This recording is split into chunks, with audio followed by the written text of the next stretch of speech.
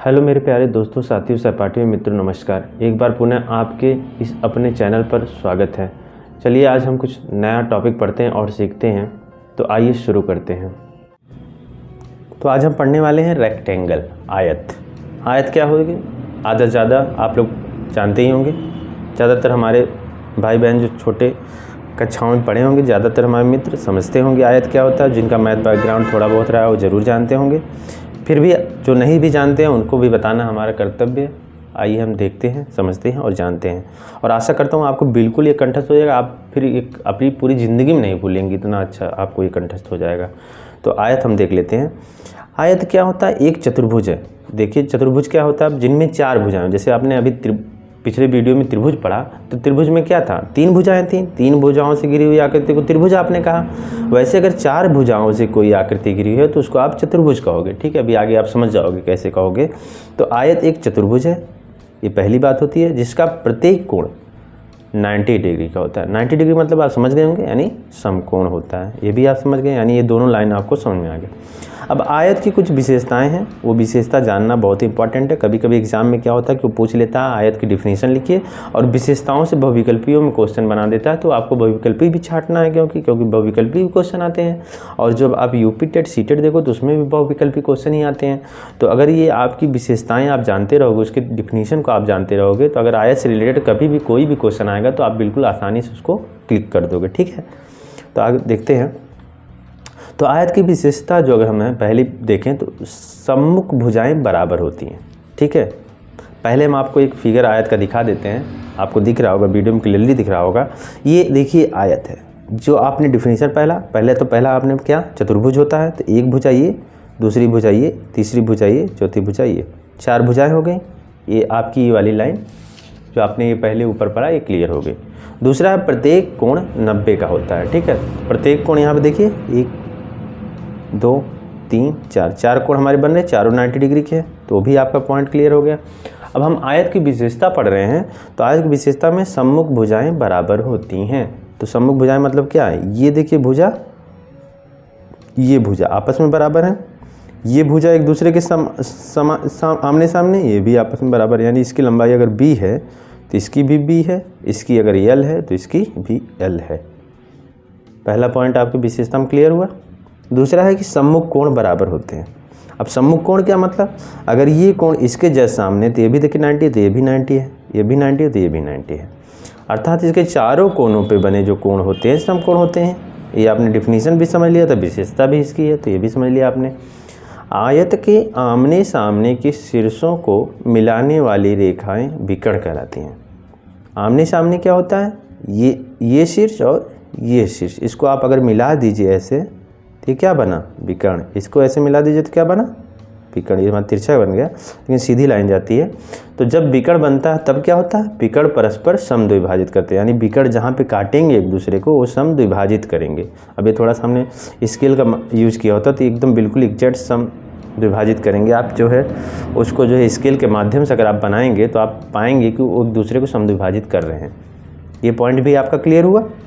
अब आगे हम जैसे आपको त्रिभुज में परिमाप या परिमिति पढ़ाए थे, तो वैसे अगले टॉपिक्स में हमारा क्योंकि परिमिति है तो उसको हम इसी के साथ ही कवर कर ले रहे हैं, थ्योरी के साथ ही।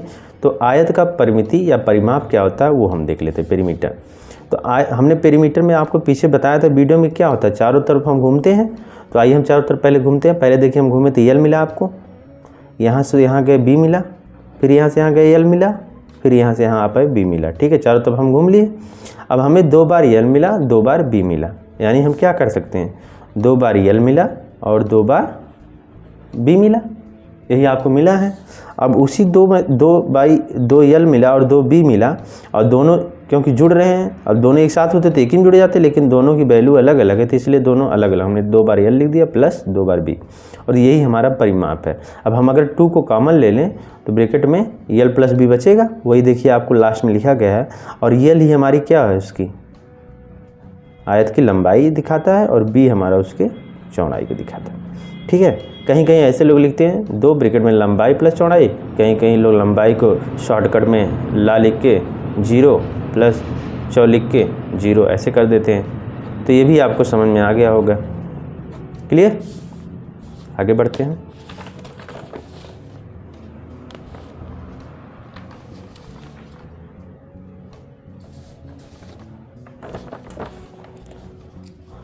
अब आप जो है आयत के डिफिनीशन को, आयत की विशेषताओं को आपने समझ लिया है, जान लिया है। अब आयत का एक क्वेश्चन मैं बताऊंगा, 2 क्वेश्चन मैं आपको होमवर्क में दूंगा, आप उसको करके लाएंगे जैसा कि आपने पिछले वीडियो में किया था त्रिभुज के। तो आइए उसको करते हैं। तो आयत का देखिए क्वेश्चन क्या है कि यदि किसी आयत की भुजा की लंबाई 40 मीटर है तथा चौड़ाई 30 मीटर है तो आयत का परिमाप ज्ञात कीजिए। सीधे सीधे बिल्कुल सिंपल वे में क्वेश्चन पूछा है, वो सीधे बोल भी दिया आयत है और आयत का परिमाप निकलवाने के लिए कह रहा है। उसकी लंबाई यहाँ दिया है, आपको चौड़ाई दिया है, फार्मूला आपको पता है, बिल्कुल आप निकाल लोगे।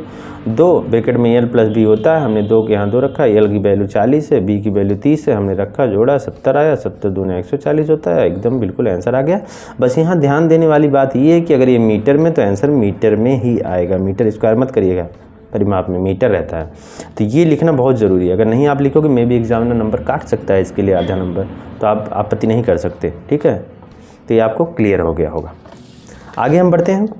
अब ये दूसरा क्वेश्चन और ये तीसरा क्वेश्चन बहुविकल्पी क्वेश्चन है, बिल्कुल आसान क्वेश्चन है, जैसा आपने पहला पढ़ा वैसा ही है।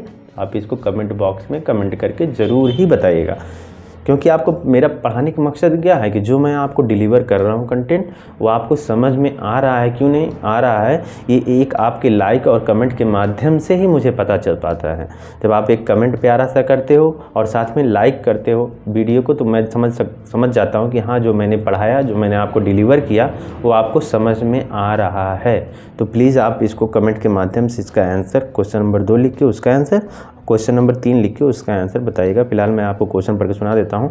क्वेश्चन नंबर 2 है, यदि किसी आयत की भुजा की लंबाई 25 मीटर तथा चौड़ाई 20 मीटर है तो आयत की परिमिति बताइए। परिमिति या परिमाप, हमने आपको बताया दोनों एक ही है, तो आप इसमें कन्फ्यूज मत होइएगा। कभी परिमाप भी लिख के आ जाता है, कभी कभी परिमिति भी लिख के आता है, ठीक है। तो आप इसको बिल्कुल कर लोगे। क्लियर हुआ ये क्वेश्चन। अगला क्वेश्चन हमारा है कि एक बगीचे की लंबाई और उसकी चौड़ाई अलग अलग दिया हुआ है, तो बगीचे के चारों ओर, देखिए जब भी आप क्वेश्चन में बोलेगा चारों ओर, तो हमने क्या बोला, परिमाप मतलब होता है किसी आकृति के चारों ओर घूमना ही उसका परिमाप कहलाता है।